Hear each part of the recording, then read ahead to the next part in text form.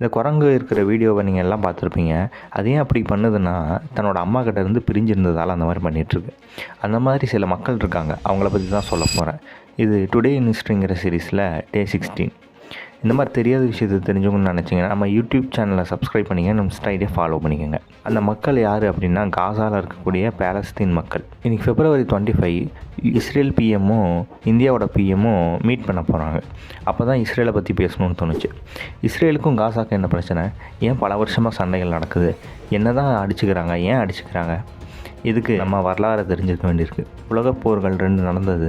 அதில் Jewish people தனக்கு தனியாக ஒரு இடம் வேணும் அப்படின்னு யோசித்தாங்க. அவங்க அந்த இடத்த சூஸ் பண்ணி பிரித்து கொடுத்துருக்காங்க. அரப் பீப்புளுக்கும் ஜூயிஷ் பீப்புளுக்கும் பெரிய பிரச்சனைகள் வந்தது. ஜூயிஷ் பீப்புள் இஸ்ரேலில் இருக்கிறவங்க, அரப் பீப்புள் பாலஸ்தீனை சேர்ந்தவங்க.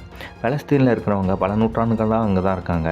ஜூயிஷ் பீப்புள் என்ன சொல்கிறாங்க அப்படின்னா, பைபிளில் சொல்லியிருக்கு, எங்களோட இடம் அதுதான், இந்த மாதிரி சொல்லி தான் இஸ்ரேல் உள்ளே வந்தது.